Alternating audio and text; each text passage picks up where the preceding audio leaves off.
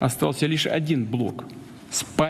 n'y a qu'un seul bloc dans le monde d'aujourd'hui, soudé par des obligations de torsion de bras, des dogmes idéologiques robustes et des clichés. Il s'agit de l'organisation du traité de l'Atlantique Nord qui, sans arrêter son expansion à l'est de l'Europe, tente d'étendre ses approches à d'autres parties du monde, en violant en même temps ses propres statuts. C'est un anachronisme flagrant. Le président russe dénonce l'OTAN comme un anachronisme et fustige son expansion en violation de ses propres statuts. En qualifiant l'organisation d'unique bloc idéologique mondial, Poutine cherche à galvaniser un soutien non seulement domestique mais aussi auprès des nations non alignées qui pourraient percevoir l'OTAN comme une entité interventionniste. Poutine capitalise sur une rhétorique accusatrice contre l'Occident, alignée avec une stratégie visant à saper la légitimité de l'OTAN dans des régions stratégiques comme l'Afrique et l'Asie. Quant au nouveau chef de l'OTAN et au président Emmanuel Macron, écoutons leur position face à la Russie et à Poutine.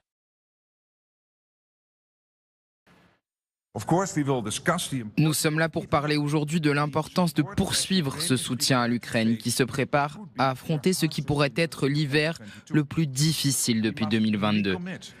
Nous devons réaffirmer notre engagement dans la durée.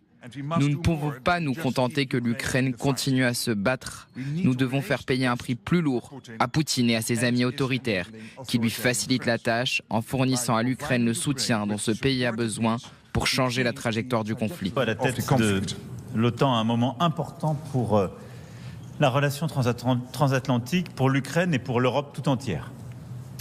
Pour la sécurité de nos citoyens, il nous faut une Ukraine forte, une Europe forte et une alliance forte. Et au fond, ce triptyque est notre agenda collectif pour les mois et les années qui viennent. Une Ukraine forte d'abord, cela veut dire que le soutien à ce pays agressé par la Russie demeure une priorité absolue.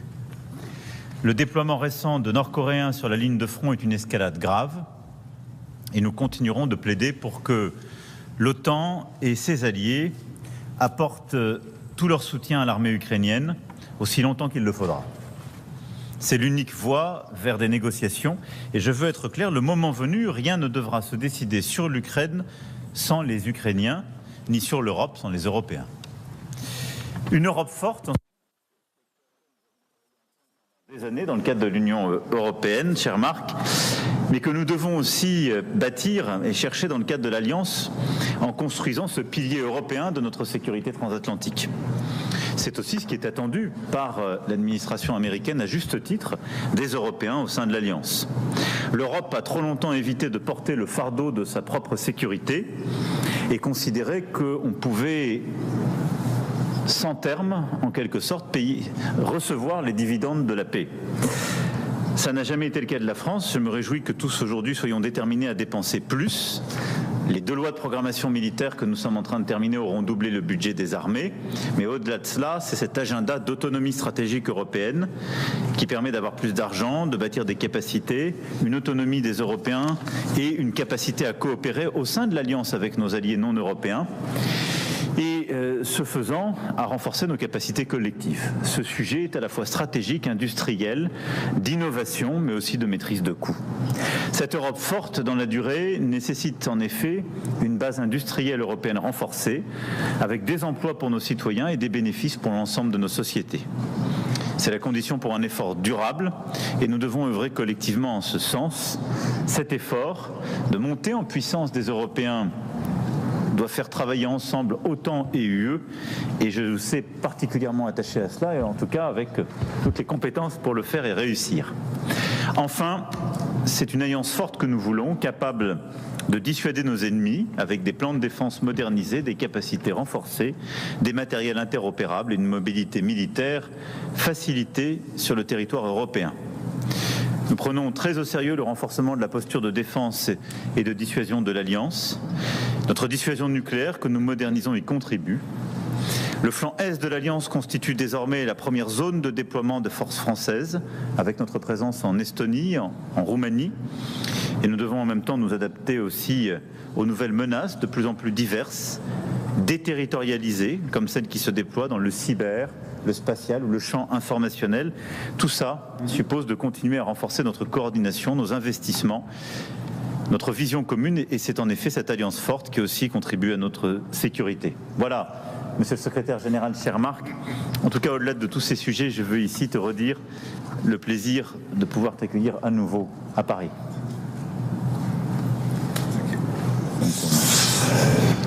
Monsieur le Président, cher Emmanuel.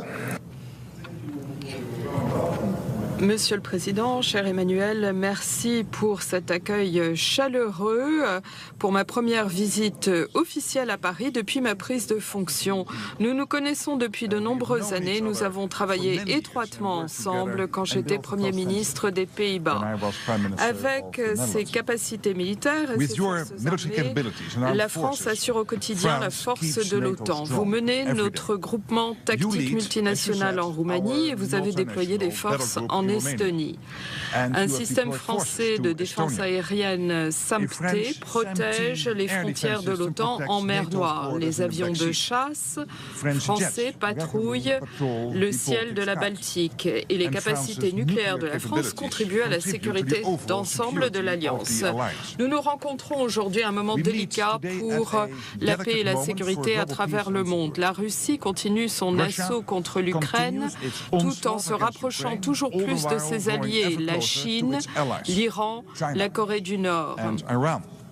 Après les livraisons de munitions et de missiles balistiques, la Corée du Nord a maintenant envoyé des soldats combattre et mourir aux côtés de la Russie dans sa guerre illégale. En retour, la Russie fournit à la Corée du Nord des financements et la technologie des missiles. C'est très préoccupant. Ces missiles représentent une menace directe pour le territoire des États-Unis, de l'Europe, de l'Euro-Atlantique, de l'Indo-Pacifique, y compris le Japon et la Corée du Sud. Chaque jour, des Ukrainiens sont tués, sont blessés par les drones Shahid meurtriers conçus et livrés par l'Iran. Avec les gains de ces ventes d'armes à la Russie, l'Iran et ses affidés déstabilisent le Proche-Orient et financent le terrorisme. Dans le même temps, la Chine soutient l'économie de la Russie, facilite son industrie de défense, amplifie son récit sur l'échelle mondiale. La Russie travaille avec la Corée du Nord et représente une menace que nous devons affronter ensemble pour assurer la protection et la sécurité de nos peuples. Pour y arriver, nous devons maintenir la force de notre alliance transatlantique. Le défi immédiat auquel nous sommes confrontés, c'est le soutien à l'Ukraine. Et je voudrais vous remercier de tout ce que vous avez fait depuis 2 ans et demi. La France a livré des systèmes avancés d'artillerie, de défense aérienne, des blindés. Vous avez été parmi les premiers à équiper et former toute une brigade ukrainienne, la brigade Anne de Kiev. Et vous vous êtes engagé à envoyer des chasseurs Mirage en début d'année prochaine. Nous allons parler aujourd'hui de l'importance de poursuivre ce soutien à l'Ukraine qui se prépare à affronter ce qui pourrait être l'hiver le plus difficile depuis 2022. Nous devons réaffirmer notre engagement à tenir le cap dans la durée. Nous ne pouvons pas nous contenter que l'Ukraine continue à se battre. Nous devons faire payer un prix plus lourd à Poutine et à ses amis autoritaires qui lui facilitent la tâche en fournissant à l'Ukraine le soutien dont ce pays a besoin pour changer la trajectoire du conflit. Cher Emmanuel, le second grand défi, c'est améliorer la défense de notre alliance dans ce monde toujours plus dangereux. Nous avons fait des progrès significatifs pour accélérer la capacité et la production de nos industries de défense et reconstituer nos stocks. Nous devons aller plus vite, plus loin, et pour ce faire, nous avons besoin de plus de coopération de défense transatlantique et plus de défense. Plus nous dépensons pour notre défense, plus nous réduisons le risque de conflits futurs. Je me félicite du fait que la France va investir plus de 2% de son PIB pour la défense cette année. Et je salue également votre budget de défense ambitieux pour les 7 années à venir. Maintenir des niveaux d'investissement élevés permet d'assurer la crédibilité de notre défense, la force de notre industrie, je me suis rendue à Thalès ce matin, et assurer la sécurité de nos populations. Merci beaucoup.